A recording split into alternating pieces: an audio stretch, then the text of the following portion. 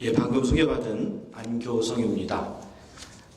여러분, 우리 동문 여러분들 만나서 반갑고요. 특별히 우리 선배분들 또 우리 은사까지 계신데요. 이런 시간을 갖게 돼서 너무나 감사합니다. 근데 오늘 정말 좋은 프로그램이 앞서서 있는 줄 압니다. 야외도 다녀오시고 또 이렇게 몸도 정결케 하시고 또 좋은 음식도 드셔서 과연 지금이 좋은 강의 시간인가 하는 데에 대한 염려가 있습니다. 그래서 조금 일찍 간단하게 해야 되지 않나 이렇게 생각이 들고요.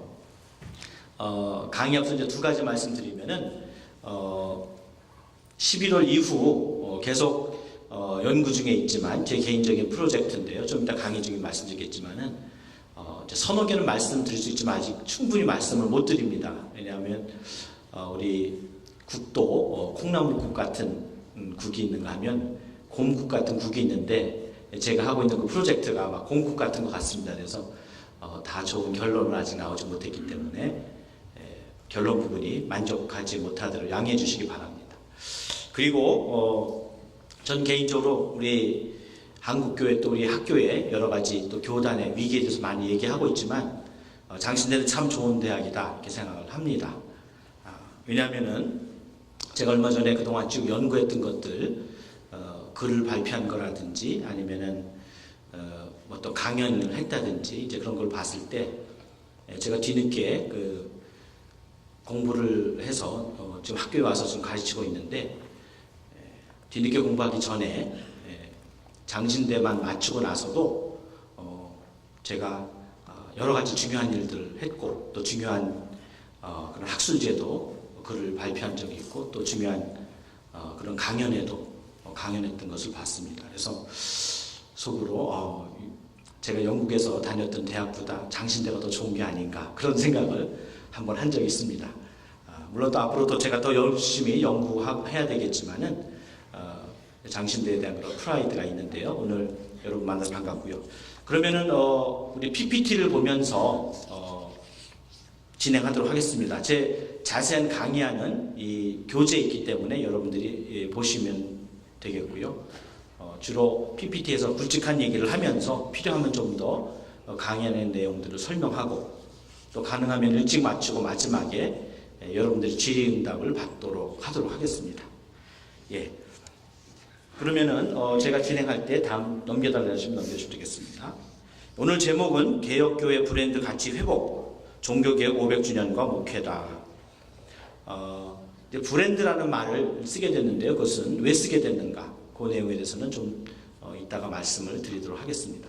사회간 브랜드 말을 빼게 되면은 브랜드 말을 쓰는 것은 우리가 좀 더 오늘의 현실을 보기 위해서 현실감 있게 하기 위해서 제가 도입한 개념이고요. 일단 이걸 가로에 놓고 뺀다면은 오늘 우리가 해야 될 일은 뭐냐? 개혁교회로서의 우리가 가지고 있는 고유한 가치를 회복해야 되겠다.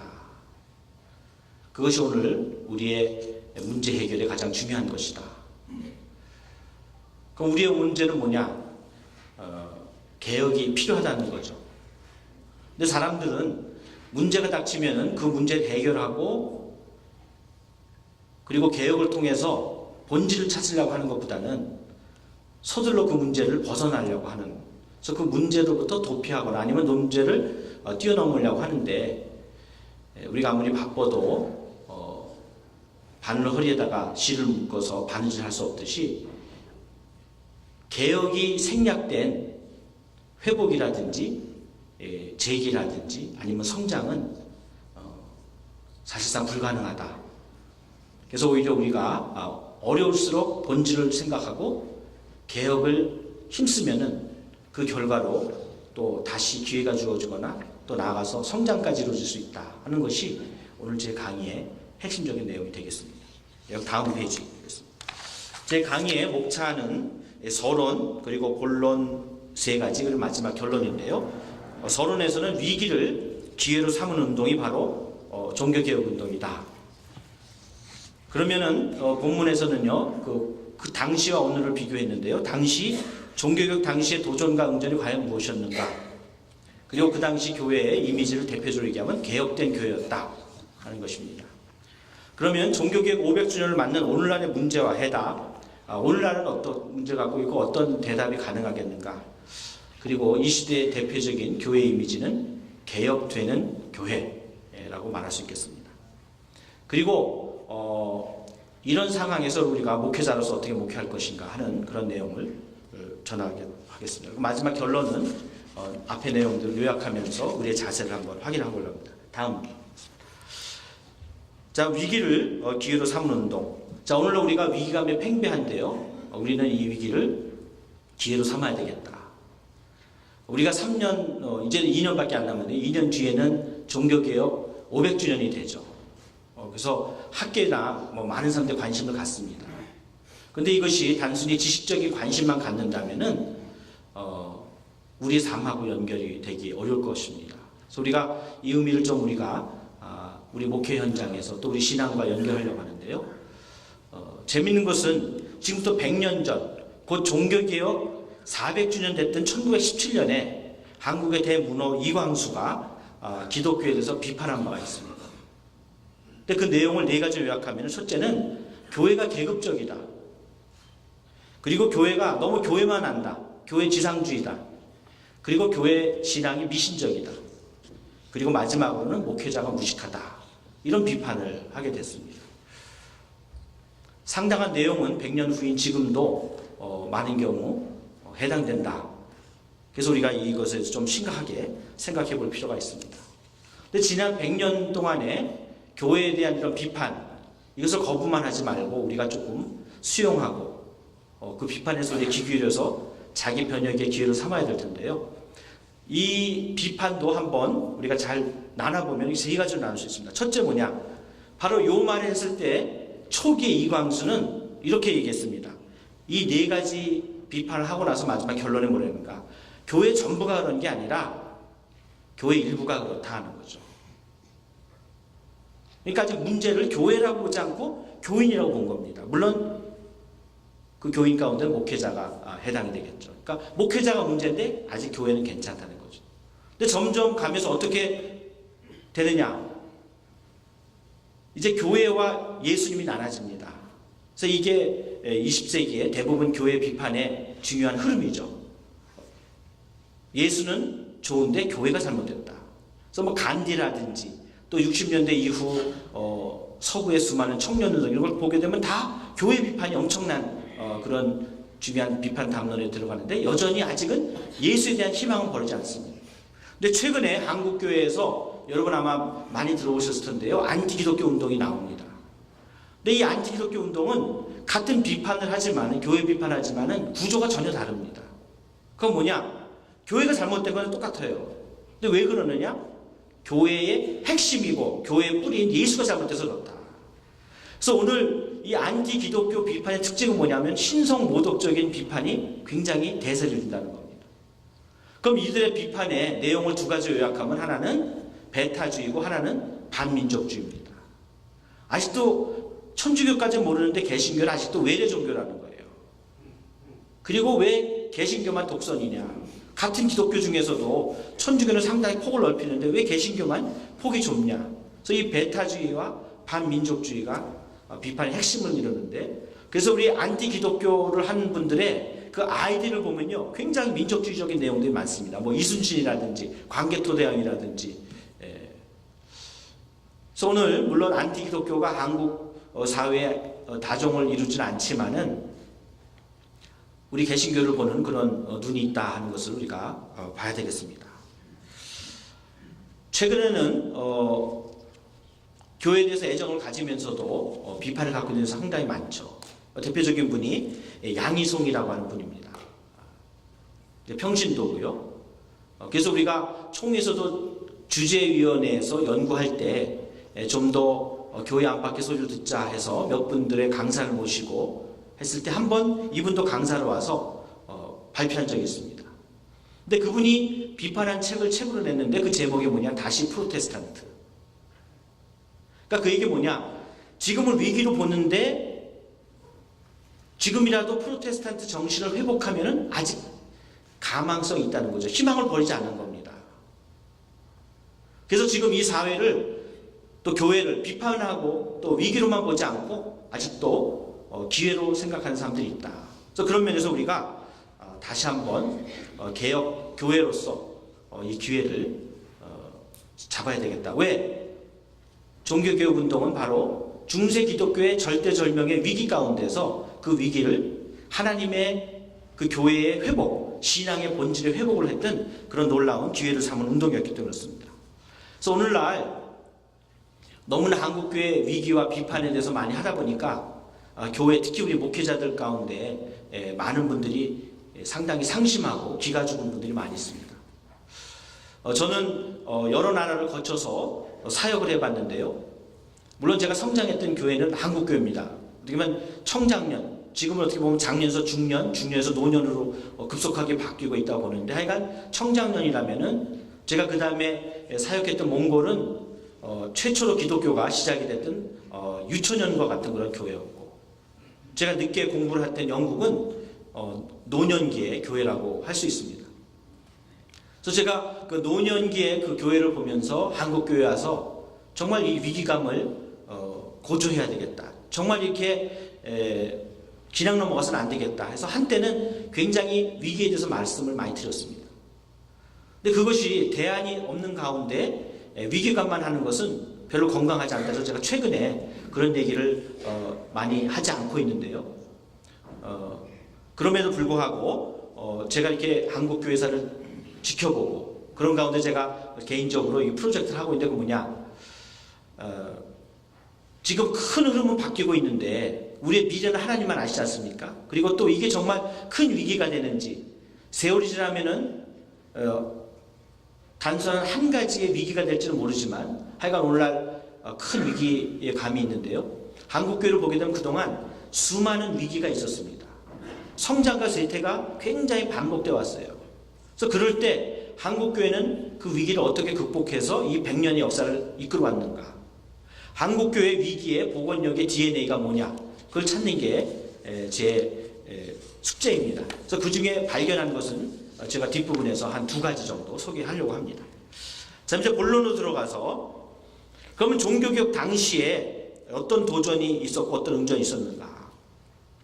우리 종교개혁 교회의 이미지를 한마디로 얘기하면 개혁교회입니다. 대표적 이미지가 개혁이라는 거죠. 근데 최근에 김성재라고 하는 학자인데요. 그분의 전공은 뭐냐면 브랜드입니다. 그리고 한국의 브랜드학을 뿌리내렸다고 할 수도 있는 그런 학자인데요. 이 브랜드라고 하는 것은 뭐냐면은 어떤 상품에 대한 신뢰라고 하는 겁니다. 그래서 지금은 뭐 우리 한국이 훨씬 살기 좋게 돼가지고 더 이상 그런 문제가 많이 나오지 않았지만 한 10여 년 전에 중고등학교 학생들의 그 운동화가 소위 명품과 아닌 것 때문에 위화감을 낸다 그래서 운동화가 크게 비화된 적이 있습니다. 보면 요 하나, 이 수어시 요거 하나 갖고 요거 하나 그러면 5만 원, 10만 원이 비싼 겁니다. 그럼 이 현상을 어떻게 생각할 것인가? 물론 부정적으로 보게 되면은 어떤 명품의 자기를 동일시하는 그런 허영이도 될 수 있지만, 또 긍정적으로 보면은 그 사람들이 그걸 살 때는 그 브랜드가 있으면은 이것을 신뢰할 수 있다 하기 때문에 그 신뢰를 위해서 그 돈을 지불하는 겁니다. 아무도 그냥 돈을 쓰는 사람은 없습니다. 근데 서슴없이 돈을 쓰는 이유는 브랜드에 대한 신뢰다. 근데 이분이 마침 가톨릭 평신도입니다. 그러니까 자기 전공을 자기 신앙과 연결해서 한번 전 세계에 있는 모든 종교들을, 어떤 자기는 신학자가 아니니까 진리라는 면에서가 아니라 종교가 지금 종교 시장이기 때문에 상품으로 볼 때 어떤 종교가 가장 상품 가치가 있는가, 그걸 한번 논해봤습니다. 그러다 보니까 세계에서 그 강력한 그런 기독교가 제일 다수 종파고요. 두 번째 종파는 회교입니다. 회교는 약 한 15억이 되는데요. 기독교 안에 있는 가톨릭만 해도 약 13억이 됩니다. 그래서 기독교 안에 절대 다수인 동시에 두 번째 종교에 버금갈 정도의 큰 그런 세력이라고 하는 거죠. 그래서 이분은 이제 그 이유를 여러 가지로 설명을 하고 있습니다. 근데 그 가운데 우리 종교개혁에 대해서 이렇게 얘기하고 있습니다. 우리 여러분 아마 갖고 계신 그 유인물에 나오는데요. 거기 인용이니까 제가 한번 그 부분만 읽어보도록 하겠습니다.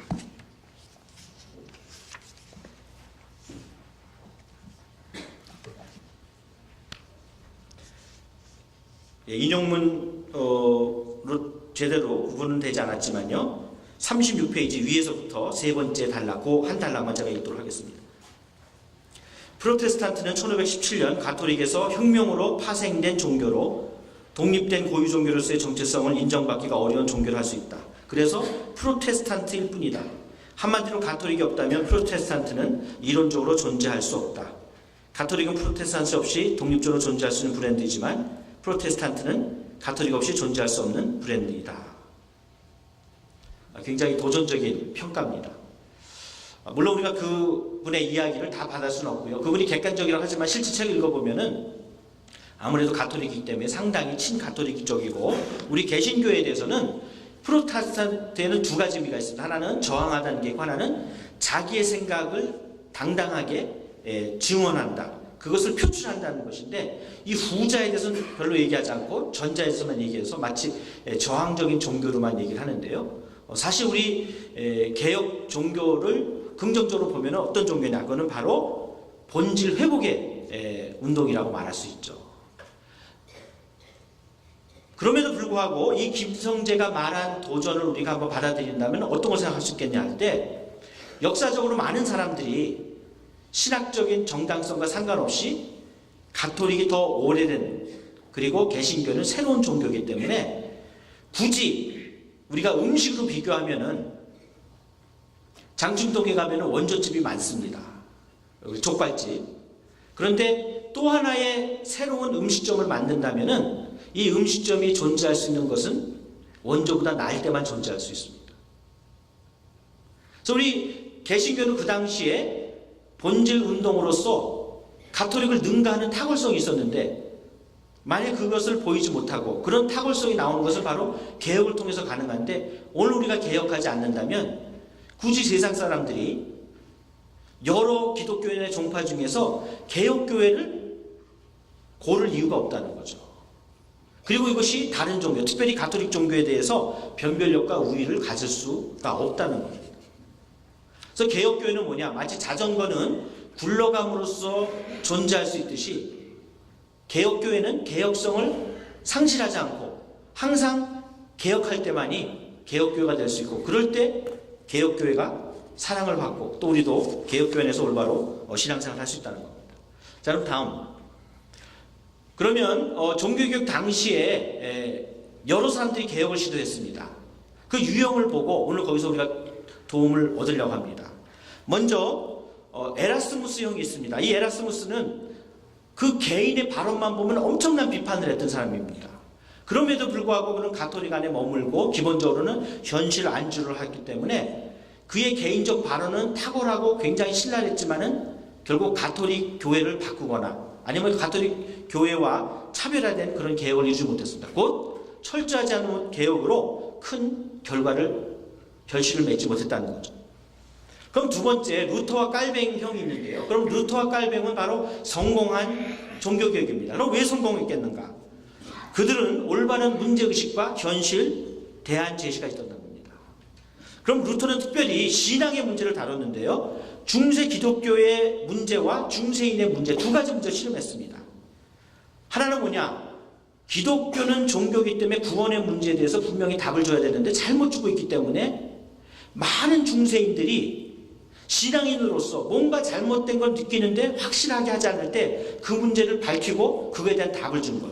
그래서 신앙의 문제, 중세 기독교에 대한 문제에 대해서 문제를 지적하고 답을 준 것이 루터의 최초의 그런 중요한 기여라고 하겠습니다.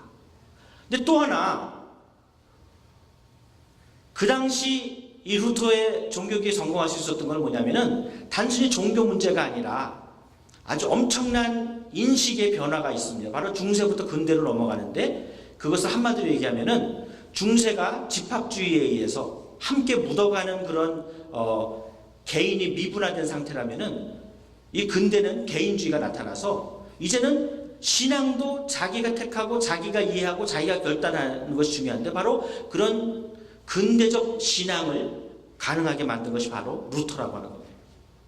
그러면 스스로 선택하고 스스로 이해하고 믿을 수 있는 것이 뭐냐? 바로 성경을 스스로 읽고, 그래서 읽기 위해서 성경을 번역하고 그 성경을 보급하고 성경을 읽도록 함으로써 중세 기독교인들이 근대 기독교인이 되면서 자기 주도적인 신앙을 갖게 됐다는 거죠. 그래서 이런 종교적인 틀과 그리고 해답을 줌으로써 루터는 종교개혁에 큰 물꼬를 튼 것입니다. 그런데 우리가 구멍을 뚫을 때도요, 우리가 망치나 그런 것을 하지 않고 송곳으로 한 것은 뭐냐? 처음에는 날카로워야만 뭔가 뚫리게 됩니다. 그래서 루터는 모든 것을 다 하려고 하지 않습니다. 루터는 정말 날카로운 신학자로서 자기가 해야 될 일을 개척해 나갔던 그런 신학자인데요. 이것을 집대성해서 그러면 우리가 이제 개혁신앙을 가진 사람으로 우리가 신앙생활하면 어떻게 해야 될 것이냐? 우리의 삶, 특별히 교회라고 하는 새로운 종교개혁의 교회의 모습, 종교개혁의 신앙을 가진 자들이 신앙생활할 수 있는 그 틀인 종교개혁의 교회를 제공해 준 사람이 누구냐면 바로 칼빈이라고 할 수 있습니다. 깔뱅이라고 할 수 있겠죠. 그래서 종교개혁의 정신을 담은 종교개혁적 교회를 탄생시킨 게 바로 깔뱅이입니다. 그래서 모든 운동은 그 운동이 그것을 담을 수 있는 그릇이 없으면은 마치 물이 손에다가 쥐고 있어도 새어버리듯이 많은 운동들은 금세 사라지고 마는데 깔뱅은 종교개혁적 교회의 틀을 만들어함으로써 이것이 항구적인 교회가 되고 더구나 교회와 사회 개혁을 통해서 교회 그리고 유럽 사회에 절대적인 영향을 미쳤습니다. 그래서 오늘 우리 유럽은 비록 기독교에서 상당히 멀어지지만 문화적 회심이라고 할 수 있는 기독교 문화는 여전히 유럽 사회에 영향을 미치고 있다고 할 수 있겠습니다. 한편 또 다른 그룹은 뭐냐? 바로 과격한 종교개혁자들입니다. 이분들은 이 종교개혁이 철저해야 되겠다. 루터하고 깔뱅만 해도 아직 부족하다. 철저해야 되겠다 해서 이 개혁의 철저성을 부르짖은 사람입니다. 철저성이라는 면에서는 상당히 우리가 본받을 바가 있는데요. 한 가지 문제는 뭐냐면 그 개혁 방법이 조금 과격하다는 거죠. 그래서 최초에는 혁명적, 특히 폭력적 아니면 무력적 종교개혁을 해서 사회가 교회의 이상을 따르지 않으면은 무력을 통해서라도 사회를 신앙화해야 된다. 결국 종교 혁명이 일어나게 되는데요. 그것은 오래가지 못하죠. 그러자 이와 반대로 폭력을 포기한 평화주의적 과격한 종교개혁자들이 나왔는데 이분들의 모델은 어떤 문제가 있는가? 자칫하면 탈사회적 신앙 공동체 운동. 그래서 개혁의 현실성 이게 상당한 문제가 있고 종교개혁 깔뱅이 이뤘던 교회와 사회의 개혁이 함께 가는 모델부터는 상당히 줄기 때문에 우리가 사회적 책임을 감당할 수 없는 그런 종교개혁의 모델이 될 수 있다 하는 것입니다. 특히 오늘날 서구와 최근에는 한국에 있는 많은 개혁자들이 바로 이 평화적 과격한 종교개혁자들 한 예를 든다면 메노나이트 같은 그런 그룹의 배경을 갖춘 생각을 가진 사람이 굉장히 많습니다. 그러면 그분들은 제자도 산상수훈 이런 것들을 굉장히 말하기 때문에 그 얘기를 들으면 우리가 가슴이 뜨겁고 굉장히 은혜를 받습니다. 근데 그 담론을 교회의 어떤 대안으로 바꾸기엔 상당한 거리가 있어요. 왜냐하면 그분들은 기본적으로 이 땅의 시민권보다는 하늘나라의 시민권을 더 강조해서 이 땅에 있는 우리 기독교인들을 영주권자로 봅니다. 이 땅의 시민권자보다는 천국 시민권자가 이 땅에 영주권자로 왔다고 보기 때문에 어떤 제자도라고 하는 좁은 의미에서는 굉장한 강점을 갖고 있지만은 사회개혁이라고 하는 면에서는 상당히 거리가 있는 것을 잠깐 말씀드립니다. 자, 그 다음 페이지에 보면은요. 그러면 종교개혁 당시에 이런 여러 가지 모델형이 나왔는데 결국 우리가 루터와 칼뱅이 성공했다. 그러면 뭐가 문제였고 그에 대한 답은 뭐였는가를 살펴보겠습니다. 자, 그 당시에 그 개혁을 세 가지로 나눠보면은요. 바로 개인의 신앙의 개혁과 교회의 개혁과 사회의 개혁이었습니다. 그런데 해결하지 못하면은 결국은 개혁을 당하는 겁니다. 중세 가톨릭은요, 이걸 해결하지 못했어요. 그 안에도 많은 개별적인 개혁자들이 있었습니다. 그러나 집단적인 운동으로 발전하지 못했습니다. 그래서 결국 어땠습니까? 개혁 당하고 말았습니다. 근데 역설적으로 말하면은 종교개혁은 오히려 역설적으로 중세 가톨릭을 살렸을 수도 있어요. 종교개혁이 일어나지 않았다면 중세 가톨릭이 더 극도로 악화되고 심화돼서 자멸할 수도 있었을지 모르겠는데, 이 종교개혁의 그 흐름에 좀 이따 제가 설명드리겠지만은 대처하기 위해서 자기 개혁에 눈떴기 때문에 오히려 가톨릭도 살 수 있는 그런 일입니다. 그 다음에 다시 말씀드리겠습니다.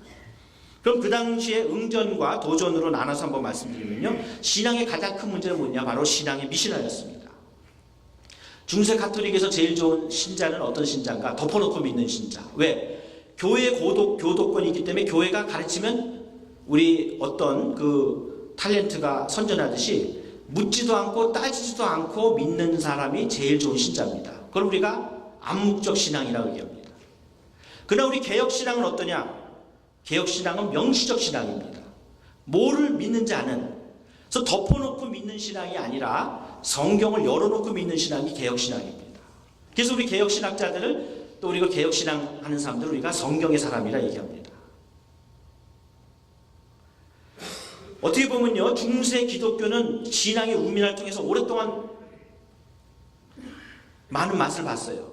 지금도 개혁교회 안에 있음에도 불구하고 목회 모델을 교인의 우민화, 바보 만들어서 교회 성장을 이끌어가는 사람들도 있어요. 그러나 그런 모델은 이제 힘들다는 겁니다. 지금 우리가 IT 시대이기 때문에, 정보화 시대이기 때문에, 물론 세계가 다 그런 건 아니지만요, IT 사회를 주도하고 있는 사람들은 누구냐? 다 대학 중퇴자들입니다. 트위터, 그리고 우리가 페이스북, 그리고 마이크로소프트, 애플 등 지금 젊은 사람들이 엄청나게 세상을 바꿔놓고 있습니다. 교회가 젊은 사람을 잃어버리고, 교회가 많은 사람들을 각성해서 머리를 모아도 우리의 위기를 극복할까 말까 하는데, 교인의 우민화를 통해서 교회를 이끌어간다는 것은 종교교육적인 모델과는 상당히 거리가 있다는 걸 말씀드립니다. 그러면은 명시적 신앙을 위해서 어떻게 됩니까? 바로 성경을 재발견해야 되고, 성경을 재발견하기 때문에 성경을 번역하고 보급하고 읽게 하고, 그리고 이것이 바로 개인들이 성경을 해석할 수 있는 권리를 준 것이고, 그래서 성경의 사람으로 만든 것입니다. 오늘 우리 한국교회에 수많은 성경 프로그램이 있고, 어떻게 보면 말씀의 홍수입니다. 그러나 정말 종교개혁 당시처럼 자기 신앙의 정체성을 분명히 깨달을 수 있도록 끝까지 확실하게 가르쳐주고, 그래서 흔들림이 없이 종교개혁 신앙에 대한 자부심을 갖는 교인이 우리 교회 안에 얼마나 있느냐는 겁니다. 정말 심화된 교육이 되지 않으면은 계속해서 수박 겉핥기식의 교육으로 반복되다 보면은 신앙의 심화와 성숙이 참으로 어렵다고 하는 거죠. 그래서 오늘 우리 한국교회 내에서, 특히 개신교회에서 넘쳐나는 이 말씀에 대해서도 우리가 한번 반성할 필요가 있겠다 하겠습니다. 그럼 교회는 뭐냐? 중세교회의 가장 큰 문제는 물론 계급이었습니다. 우리 초대교회의 감독, 장로, 그리고 집사라고 하는 제도를 초대 중세로 오면서 어떻습니까? 완전히 정직자들이 독점하고 계급화하고, 그래서 감독은 주교가 되고, 장로는 사제가 되고, 집사는 부제가 돼서 다 정직자입니다. 아예 평신도는 안중에도 없습니다. 이런 상황에서는 교회 민주화와 연화와 협력, 그리고 화해는 불가능합니다. 근데 사실 깔병을 보게 되면요, 깔병은 상당히 민주화된 사람이었습니다. 그래서 어땠습니까? 모든 목사의 동등성을 강조했습니다. 그리고 연합과 협력, 목사회를 만들고, 또 목사와 장로, 더 나아가서는 그 시의 평신도 지도자들과 더불어 함께 리더십을 갖게 됐습니다. 이게 바로 깔병이 만든 교회의 네 가지 직제, 목사, 장로, 교사, 집사라고 하는 겁니다. 평신도가 소외된 것에서 평신도를 받아들이고, 목사 내 동등함을 이기고, 그리고 목사와 장로를 통해서 두 그룹이 집단 지도체제로 만든 이런 시스템을 만든 것이 바로 깔병의 노력입니다. 마지막으로 그는 화해했습니다. 깔병이 쫓겨났을 때 스트라스부르에 있다 보니까 자기를 잊지 못해서 성만찬을 거절하는 그 교회의 소식이 들렸을 때 보통 사람은 어떻게 했습니까? 그래도 나를 잊지 않고 나를 기억해 주는구나. 그러나 깔뱅은 소식을 전해서 그러지 말고 빨리 그 목사님을 중심으로 해서 신앙생활하라고 얘기를 했습니다. 오늘 우리들은 이런 중세교회의 계급화를 바꿔야 된다고 뒤에 얘기하겠지만요. 오늘 우리 한국교회의 큰 문제, 성직자만이 아니라 평신도도 계급화가 돼서 그거를 벌써 1917년 이광수 씨가 한국교회 계급화에 대해서 지적한 것입니다. 자, 성직자 중심주의 같은 얘기인데요. 성직자에서 이제는 평신도, 그리고 이로 해서 신앙과 직제를 만들었고 특히 집사직을 회복했다. 사회는 뭡니까? 교회의 정치화. 중세 교회가 정치화, 과정치화되다 보니까 종교 교권과 속권의 갈등이 계속 있었고, 그러나 이것을 종교개혁자들은 견제와 규율형으로 바뀌었습니다. 물론 루터는 좀 더 소극적이고 깔뱅은 더 적극적이었지만 넓은 의미에서는 견제와 균형을 가져왔습니다. 그러나 사회적 죄가 따로 있고 종교적 죄가 따로 있는 게 아닙니다. 종교적 죄는 사회적 죄로 나타나고 사회적 죄의 뿌리는 바로 종교적 죄로 나타납니다. 그래서 교회 개혁은 사회 개혁의 시작이 돼야 되고 사회 개혁은 교회 개혁의 그런 귀결이 돼야 됩니다. 그런 면에서 깔뱅의 개혁은 결코 교회 개혁과 사회 개혁이 나눠지지 않았다는 것이죠. 근데 오늘 우리 세계에서 한국처럼 장로교가 번성한 그런 나라가 없는데 가장 비장로교적인 개혁교회의 모습을 오늘 우리가 보이고 있다는 것입니다. 그럼 이제 오늘 500년을 떠서 오늘날로 오는데 그 사이에 중요한 흐름들을 몇 개 짚고 오늘 한국의 얘기를 들어보도록 하겠습니다. 그 다음 자, 오늘 한국 교회 이미지는요, 개혁의 대상에서 다시 개혁의 주체로 가야 된다. 왜? 개혁교회의 본질은 개혁이기 때문에 개혁 없이는 미래가 없다는 겁니다. 그럼 지난 500년 동안 어떤 개혁이 있었는가? 수많은 개혁이 있었지만은 대표적인 몇 가지만 얘기하겠습니다. 먼저 가톨릭을 보게 되면요, 가톨릭은 어느 날 갑자기 개혁의 대상이 됐습니다. 그럴 때 가톨릭이 어떻게 했는가? 개혁하기로 나섰습니다. 그래서 일으킨 것이 반종교개혁 혹은 가톨릭 개혁 운동입니다. 그래서 트렌트 공의회를 통해서 먼저, 물론 트렌트 공의회가 굉장히 보수적 가톨릭, 수구적 가톨릭에 대해서 많은 문제가 있지만 적어도 어떤 것이 중요했냐면요, 제2차 바티칸 공의회까지 최근까지 왔던 가톨릭의 정체성이 이때 결정됐습니다. 그전에는 적이 없기 때문에 가톨릭은 자기 신앙을 그냥 믿고 그 당연시하고 뭐가 뭔지 몰랐습니다. 왜? 질문이 없었으니까. 근데 갑자기 가톨릭을 공격하고 질문하니까 거기에 대해서 답을 하다 보니까 가톨릭이 자기 정체성을 확보하게 된 것입니다. 물론 많은 문제가 있지만 적어도 그 가톨릭의 500년을 유지한 것이에요. 그리고 외적으로는 선교운동을 했습니다. 근데 이 500년 패턴이 안 되니까 어떻습니까? 지난 1960년대에 다시금 가톨릭 내의 두 번째 개혁이라고 해서는 제2차 바티칸 공회가 일어났습니다. 그러면서 이때 세 가지 관계가 변했는데요. 하나, 자기 자신에 대해서는 어땠는가? 이제는 그동안 자폐적인 교회였습니다. 알아듣지도 못하는 라틴어로 미사를 드렸어요. 중세는요, 추기경은 로마에 가서 선언을 하게 돼 있는데 엉터리로 임명하다 보니까 추기경 중에는 그 선언문인 라틴어를 읽을 수가 없기 때문에 로마에 오긴 왔는데 오자마자 와병해서 결국은 그 임명장을 받고 돌아갈 때까지 와병한 그런 있을 정도인데, 그러면 누가 그 라틴어를 이해하겠습니까?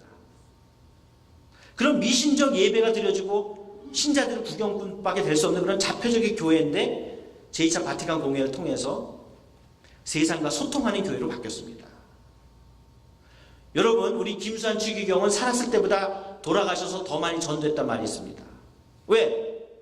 바로 이 소통 문제가 제2차 바티칸 공의에서 중요하면서부터 가톨릭 신학 안에서는 이 소통의 문제가 신학화되고 소통의 전문가가 나오고 조직이 나오면서 오늘 대사회 소통, 이 언론 관계가 굉장히 중요하게 됩니다. 근데 우리 개신교는 창구가 없어요. 불교도 창구가 있고 가톨릭도 창구가 있는데 우리 개신교는 아직 창구가 없습니다. 계속 언론 관계가 기구가 생기는데 아직 통폐합한 기구가 없어요. 그래서 한 목사님이 결코 부족하지 않은데도 불구하고 한 목사님 돌아가시고 나서 개신교에 별 부음이 없었습니다. 근데 김수환 추기경은 이 각박한 시대에 똘똘해야 이기고 각박해야 이기는 시대에 바보 트렌드를 만들어가지고 수많은 사람들이 다시 가톨릭으로 돌아오는 전략을 쓰고 굉장한 성공을 했습니다. 그런가 하면 이웃교회는 어떻습니까? 옛날에는 나는 정통이고 너희들 다 이단이었는데 지금은 뭡니까? 나는 순도 높은 교회, 너희들은 좀 순도가 낮은 교회. 그러나 하여간 옛날에는 단절 관계에서 이제는 스펙트럼 단계로, 이제는 순도가 낮은 단계로 하면서 모든 교회들과 에큐메니칼적인 교회로 바뀌면서 기독교 내 관계를 바꾸게 되고, 그리고 이제는 세상과 적극적으로 소통하면서 이 세상을 이해하는 학문들을 신학적 정당성을 주면서, 그래서 지금 수많은 가톨릭 학자들, 평신도 학자들이 각자의 분야에서 신학과 자기 학문의 학제적인 연구를 엄청나게 하고 있는 것입니다. 우리 사실 개신교도 보면요, 그동안 평신도 신학자들이 굉장히 많이 있었습니다. 우리가 앞으로는 우리 신학자들, 저를 비롯한 신학자들이 이런 평신도의 지도자들, 신학자들과 더불어서 정말 의견을 모아서 대사회에 다시금 종교개혁을 소개하고 영향력을 미치는 일들이 필요하다, 이렇게 말씀드리겠습니다. 우리 개신교는 사실은 이것을 이해했기 때문에 초기부터 무슨 모토가 나왔냐면, 개혁된 교회는 항상, 한 번이 아니라 항상 개혁돼야 된다. 개혁은 과거지사가 될 수 없다. 개혁은 현재요, 그리고 미래가 돼야 된다. 그래서 에클레시아 레포르마타 셈페르 레포르만다 에스트라는 그런 말을 통해서 했는데 실제 되지는 않은 데가 많이 있었죠. 그럼에도 불구하고 우리 큰 흐름을 얘기하면 두 가지가 있는데요. 종교개혁이 굉장히 경직화됐을 때 경건주의, 대륙에는 경건주의, 또 영미권에서는 청교도 운동이 일어나고, 또 이것이 다시 경직화될 때 다시 일어난 것이 바로 부흥운동과 맞먹히는 복음주의 운동이라고 얘기할 수 있습니다. 그럼 한국에는 사실 이런 게 다 들어와 있어요. 종교개혁도 들어오고, 경건주의도 들어오고, 그리고 청교도도 들어오고, 그리고 우리 복음주의 운동도 다 들어왔습니다. 그런데 우리 한국은 어떠냐 이거예요. 100년 전 아까 얘기했던 이광수 다시 돌아가 보면은, 그때 선교사들이 이광수의 변론에서 굉장히 관심을 가져서 너도 나도 읽겠다고 그래가지고 그때 윤치호가 이걸 번역해서 선교사 잡지에다가 실게 됩니다. 그래서 나중에 윤치호가 자기의 변론도 번역해서 내요. 근데 윤치호의 결론은 뭐냐? 큰 문제가 아니라고 합니다. 대수롭지 않게 넘어간 거예요. 개혁의 목소리에 귀를 별로 기울이지 않았습니다. 그로부터 10년 후 예루살렘에 있었던 국제선교대회에서 한국을 연구하는데 뭐라 그랬는가? 이런 결론을 냅니다. 장단점을 얘기하는데 단점의 마지막 부분에 이런 얘기를 해요. 한국교회가 한 세대 전에는 청년층에 의지했던 젊은 교회였는데 지금은 청년이 발언권이 없고 소외된 교회가 됐다. 여러분, 한국교회가 처음에는요 젊은 교회였습니다. 1880년대 한국에 쏟아져 들어왔던 선교사들, 언더우드, 알렌, 아펜젤러 전부 다 20대였어요. 25, 26, 27. 그 사람들이 한국 기독교와 한국 사회에 엄청난 영향을 미친 겁니다. 처음에 이 잠복기가 지나고 나서 한국교회가 이제 반응하기 시작했을 때 초기의 지도자들, 주로 감옥에서 정치운동하다가 예수를 믿었던 이상재, 이승만, 이분들이 연동교회로 몰려오면서 이제 새로운 한국교회의 리더십을 갖게 되는데, 그래서 이승만 같은 경우는 평생 정치적 리더십을 갖고 이상재 같은 분은 사회적 리더십을 갖게 되는데요. 그분들 다 감옥에 있을 때 19세, 20세, 21세, 23세였습니다. 그런데 이 리더십이 30년 동안 고생하고 갔어요. 그러니까 40대가 되고 50대가 됐는데 20대는 없다는 겁니다. 있어도 발언권이 없어요. 리더십이 옮긴 겁니다. 오늘도 우리 한국교회도 제도상으로 젊은이가 장로가 될 수 없을지 모르지만, 그리고 한국교회 이 시스템이 결코 세계 표본도 아니고 모든 세계가 동일한 것도 아닙니다. 개혁교 안에도 엄청난 변화가 있고 각 나라에 최적화된 직제로 언제든지 바꿔나가야 돼요. 근데 아마 이 장로제도 바꾸는 거 쉽지는 않겠지만, 장로의 우선적인 기능은 뭐냐면은 그 교회 내에 사람들의 그 대표적인 목소리를 듣고 교회에 반영하는 거기 때문에 간접적으로도 청년들의 목소리가 반영되게 돼야 됩니다. 우리가 청년에게 할 수 있는 최고의 서비스는 그들을 막 잘 대해주고 먹여주고 애기 취급하는 게 아니에요. 성인이 됐고 사실 청년기부터 나이만 먹지 인생관과 신앙관은 죽을 때까지 그대로 거진 변화가 없이 갑니다. 이미 성년이 됐던 청년들에게 발언권을 주고 주인의식을 주고 서투른 것 같지만 그들의 의견을 반영하게 되면요, 실패하면 더 그들이 교회를 사랑하게 됩니다. 왜? 책임의식까지 느끼기 때문에. 근데 오늘 우리 한국교회는 이 교회들마다 보면 청년들 너무 특수 보호를 해요. 예배도 따로 드리고. 그래서 간세대 간의 관계가 없어지고 여기 있는 사람들이 오면 교회에 남느냐? 거진 교회에 잔존일이 없어요. 그리고 교회하고는 별도부대고 그리고 또 교회 운영과는 전혀 상관이 없고 교회 리더십도 젊은이들의 이야기를 들으려고 하지 않고 루터 칼빈은 루터도 20대 중반에 개혁 신학의 핵심이라고 하는 기독교 강의를 적었습니다.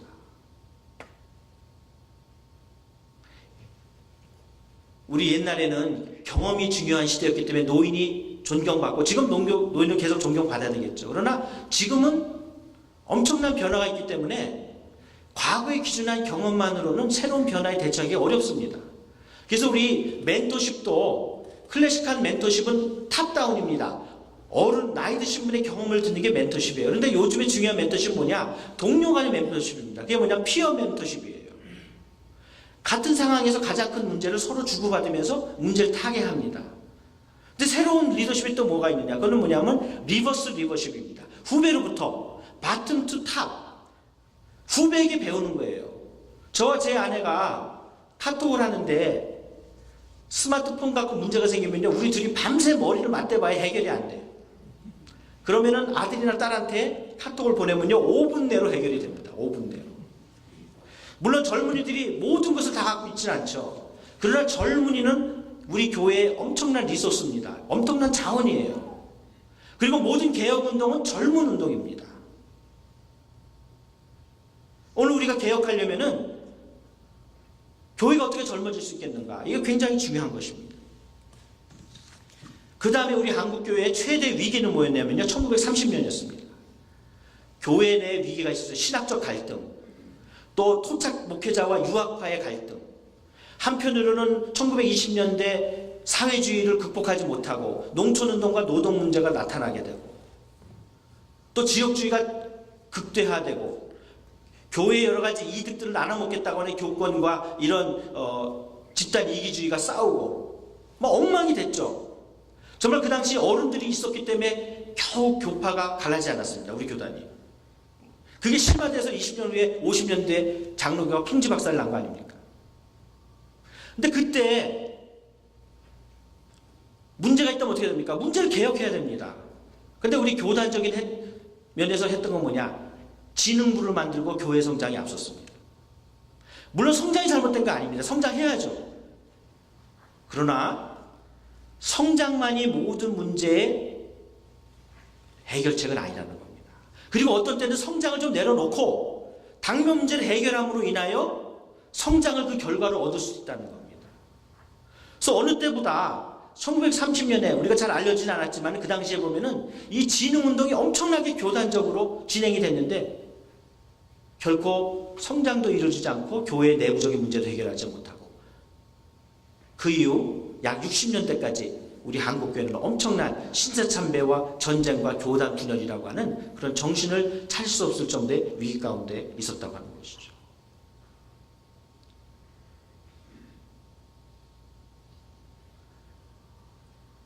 그리고 또 하나 요 사이에 잠깐 말씀드리면요, 3.1운동 제 뒷부분에 나오는데 연결돼서 미리 말씀드리면 3.1운동 때 3.1운동까지 우리 한국교회는 반민족적인 종교로 여겨졌습니다. 그런데 여러분 잘 알다시피 3.1운동 당시 한국교회 전체 인구비는 굉장히 얼마 되지 않았는데 피해 그 대상으로 볼 때는 엄청난 비율을 차지했습니다. 그래서 어느 정도인가? 북쪽 지방의 한 노회는요, 노회원 중에서 2명 빼놓고 다 감옥에 들어가 있었기 때문에 노회를 감옥에서 하자는 그런 말이 나왔습니다.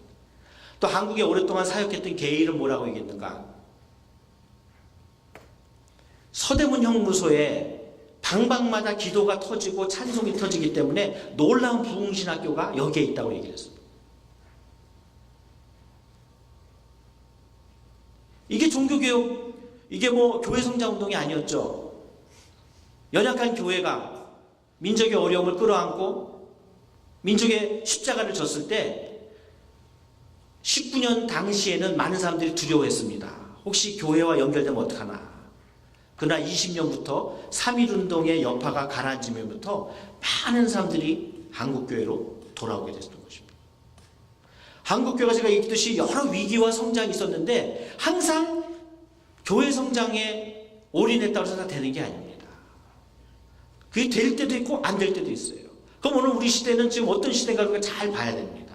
더욱 교회 성장에 매진해야 되느냐, 아니면 개혁을 해야 되느냐, 아니면 민족의 문제를 끌어안아야 되느냐, 무엇이 이 사회를 하고 오늘 우리 한국교회 주신 하나님 뜻이 뭔가를 좀 파악해야 된다는 겁니다. 자, 최근에는 많은 평신도 또 아니면 신학자들의 비판의 이야기를 요약해보면 이것을 얘기할 수 있습니다. 하나 뭐냐? 공적 영성이 부진하다. 공공성을 상실했다는 거죠. 이걸 또 다른 사람은 뭐냐? 개신교가 반개신적인 것이 돼서 오늘날 이 세 가지 문제를 일으키는데 하나 뭐냐? 성직주의. 또 하나는 성장주의.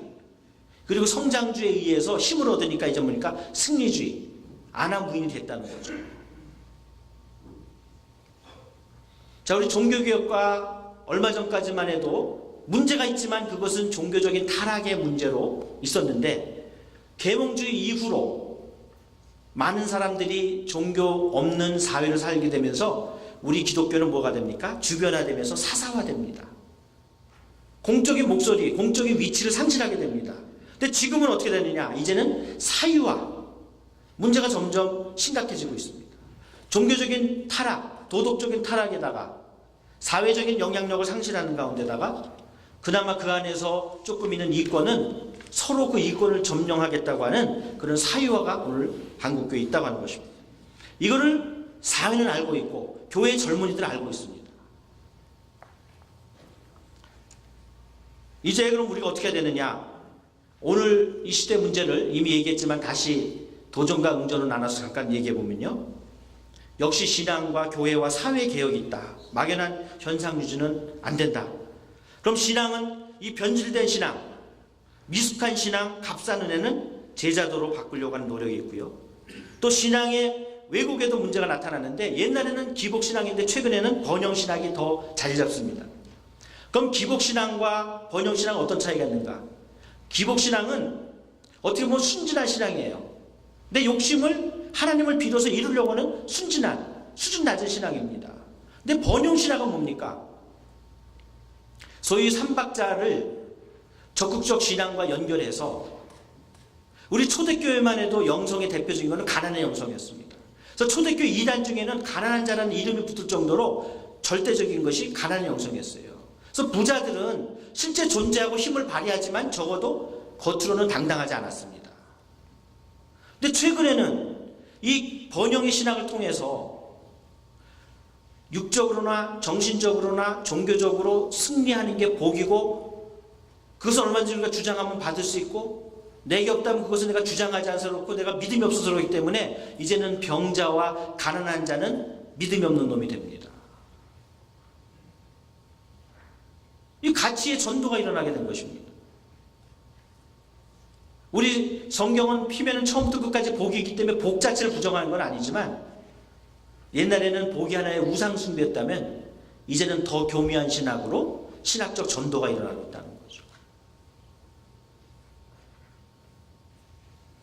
또 장식신앙, 적어도 종교개혁 당시에는요 미약한 신앙이지만은 정체성이 분명한 사람들은 이 신앙을 해서 목숨을 내놨습니다. 오늘 우리가 주로 승리한 종교개혁인 북유럽 아니면 중부유럽인 독일과 뭐 프랑스 북부 아니면 스위스만 가니까 물론 그 교회들도 좀 다 굉장히 쇠퇴했지만 그래도 화려합니다. 그런데 그들이 승리했지만은 이 가톨릭이 완고했던 이태리, 남부 프랑스, 스페인 이런 데는 종교개혁하는 사람들이 엄청나게 죽고 일부 다 도망가고 사로잡힌 자들은 감옥에 가고 그 당시까지도 노예선이 있었는데 노예선에 끌려가서 노를 짓고 그리고 아니면은 이렇게 큰 회전대에 가서 돌려서 의식을 잃고 미쳐버리는 그런 일들이 지금도 남부 프랑스에 가게 되면 종교개혁의 그 희생에 대해서 보고 있어요. 오늘 우리 가나안 교회가 많다 그러잖아요. 가나안 교인들 교회 안 나가게 여러분 다 아실 겁니다. 신앙은 있는데 교회를 안 하겠다는 거예요. 그럼 무슨 문제가 있느니까 이분들은 비판 의식은 있지만은 그 비판을 내가 끌어안고 희생하겠다는 의식은 없는 겁니다. 그러나 또 역으로 우리가 질문해요. 왜 이분들이 비판 의식이 있는데 종교개혁과 더 같이 그 문제를 안고 같이 희생하면서 이거를 개혁을 하지 않고 왜 교회에서 물러났느냐 이거죠. 혹시 교회에서 그들에게 그런 개혁의 동역자로 삼는데 부족한 점은 없었는가? 자, 교회는 성직자만 계급화된 게 아니라 평신도도 계급화되죠. 뭐 이 얘기는 구구에 얘기하지 않아도 아마 알 것입니다. 사유와 공공성의 문제를 많이 얘기합니다. 우리 교단은 다행스럽게 이 문제를 해결했지만은요, 한때 이 세습 문제를 가지고 어떤 분이 그런 얘기를 했어요. 우리 아들 너무 고생해서 세습해야 된다. 저는 그런 분들에게 지금 이 자리가 세습 문제는 얘기 아니지만은 예를 하나 들겠습니다. 우리 교단의 가장 자랑스러운, 그러나 또 우리가 교단이 잘못한 적이 많은 우리 평양로회 소속의 주기철 목사님. 그분은 단순히 순교자만이 아니라 무릎 꿇을 수밖에 없던 우리 교단이 목사로 제명하고 내쳤고, 단순히 직위만 내친 게 아니라 사택에서 가족들을 내쫓은 그런 비정한 교단이 바로 우리 교단입니다. 근데 해방이 되고 나니까 어떻겠어요? 그 교회가 너무나 가슴이 아파서 그 주기철 목사님 장남 전도사를 목사님으로 천빙하려고 했습니다. 그럴 때 그 주기철 목사님 당신 순교해야 된다고 밀어서 순교자 만든 그 사모님이 이렇게 해서 교회를 맡게 되면은 이거는 교회에 정기가 바로 쓰지 않는다고 그래서 거절을 했습니다. 저는 만일 지금 이 땅의 목회자들 중에 주기철 목사님의 가정처럼 피해본 그런 가정이 있다면은 세습이 가능할지도 모르지만, 그렇지 않다면은 그것은 정말 우리 교회 스스로의 정당성을 무너뜨릴 뿐 아니라 사회로부터 변명거리가 없는 그런 것이 될 수 있다고 저는 생각합니다. 한 예를 말씀을 드리는 것입니다. 사회 우리가 너무나 과정치화됐습니다. 진보는 진보대로 민주화 성공 이후로 직접 정치에 나타남으로써 신뢰성을 상실하고, 보수는 오랫동안 다수로서의 그런 역할을 하다가 갑자기 숫자는 다수지만은 정치적 영향력에서 소수가 되니까 어떻습니까? 똑같이 그들이 부정하고 정죄했던 모습들 그대로 나타나고 오늘 엄청난 정치화가 되고 있습니다. 그래서 이런 교회를 오늘날 정치교회라고 얘기하고 있고, 그리고 서구 유럽과도 다르고 미국과도 다른 우리 한국에게 자꾸 기독교 국가론을 얘기함으로써 종교 편향과 종교 갈등을 얘기하고 있습니다. 그래서 제가 얼마 전에 우리 문화공보부 이름이 자꾸 바뀌어가지고 제가 정확히 기억을 못하겠는데요. 문화관광 체육분과 거기서 종교 편향에 대한 교재를 만들어 공무원 전부 다 교육을 시킵니다. 왜? 지금은 다문화 다종교 다 인종사회가 됐기 때문에. 그래서 제가 감순회단에서 와서 봤는데 보니까 종교 편향의 예가 다 개신교예요. 제가 수정됐는지 모르지만 제가 제 의견을 뭐라고 했는가, 종교 편향이 문제인데 당신네들이 종교 편향의 예를 전부 다 개신교를 하면은 이게 바로 종교 편향이 아니고 뭐냐, 여러 종교들에게 다 골고루 해야지 왜 개신교만 욕하냐, 이걸 왜 정부 돈을 만들어 이런 교재를 만드느냐, 그렇게 제가 얘기를 한 바가 있습니다. 근데 우리가 정치적 감수성을 갖지 않게 되면 섣부른 기독교 국가론이나 또 아니면 종교적 열정은 종교 편향과 종교 갈등으로 이어진다는 것을 우리가 생각을 해야 됩니다. 그리고 사회 참여가 아직도 부족하다. 왜? 우리 초대교회는요, 신앙은 보수적입니다. 왜? 유아 같은 신앙을 가졌기 때문에 상당히 보수적인 신앙을 가졌어요. 그러나 사회 정치적인 상황에서 우리 한국교회는 상당히 진취적인 세계관을 가졌습니다. 그래서 우리 한국 초기 교회는 상당히 이질적인 면이 있었어요.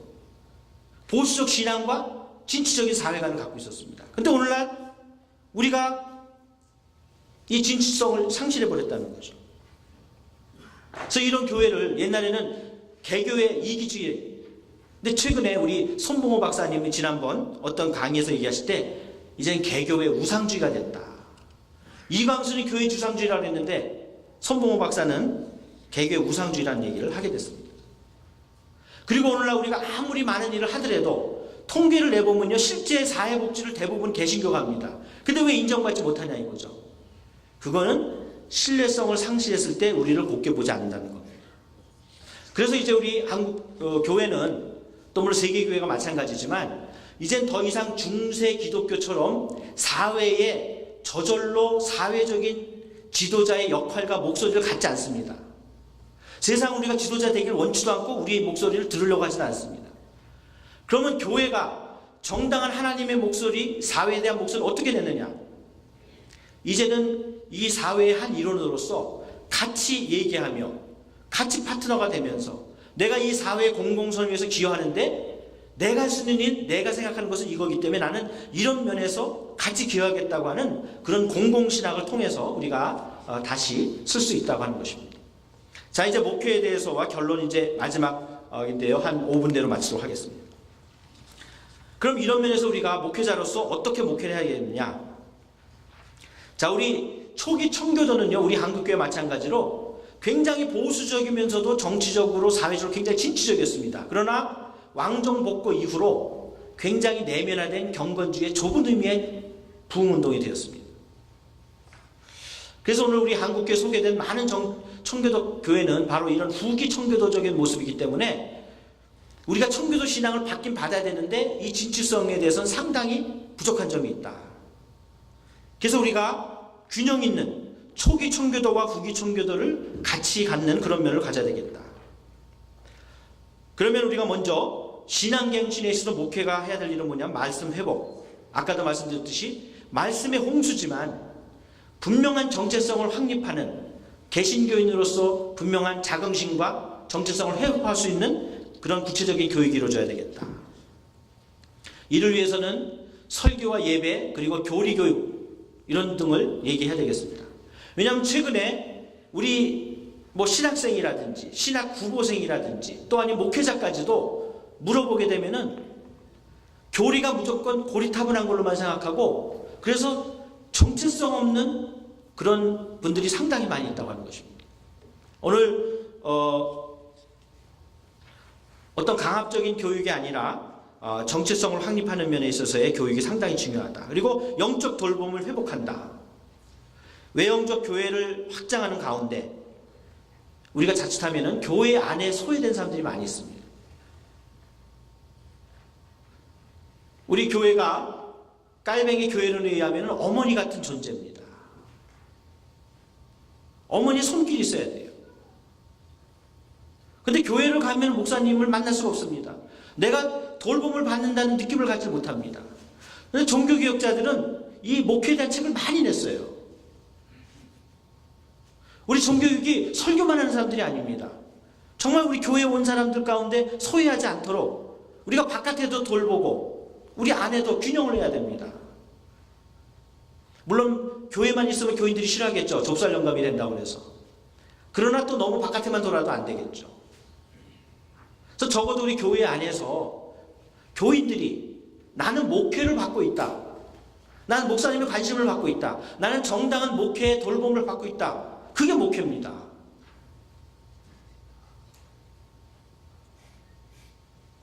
그리고 여전히 대한민국의 4분의 3, 물론 많은 정도는 기독교에서 다시 신앙을 버리는 경우도 있지만 여전히 불신자들이 4분의 3이 있다는 걸 우리가 기억해야 됩니다.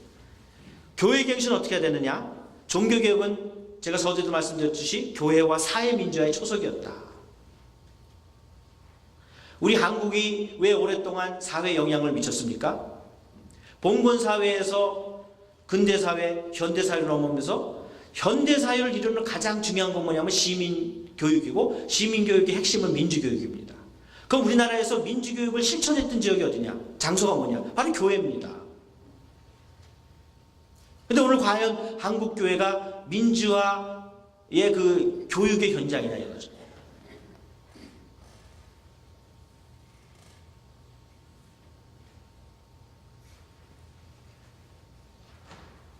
교회도 진정성을 회복하는, 그래서 개인의 개혁과 사회 개혁의 중심인 교회의 개혁이 필요하겠다. 그리고 교회 일치의 추구. 우리가 많은 경우 개신교는 분열의 장본이라는 그런 비판을 받고 있습니다.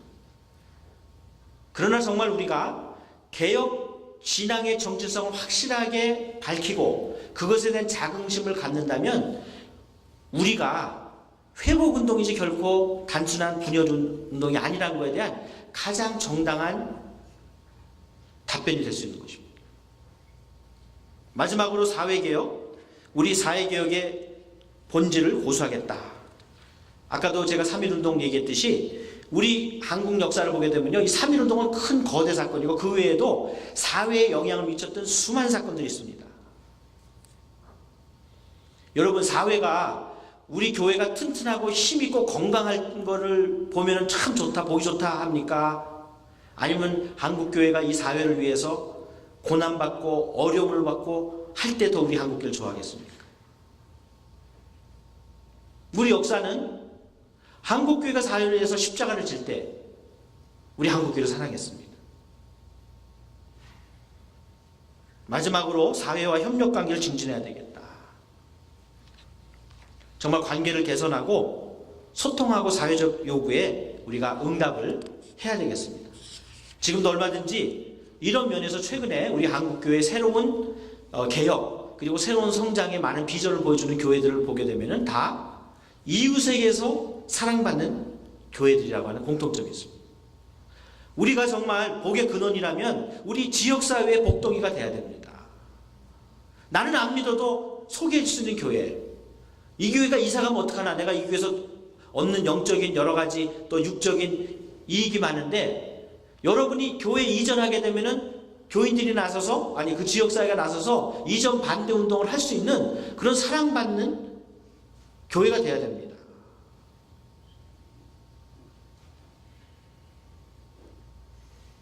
이제 결론입니다. 개혁되고 또 개혁되는 교회. 자, 오늘 우리 한국교회가 좌절과 좌조에서 이제는 용기와 긍지로 다시 나와야 됩니다. 왜?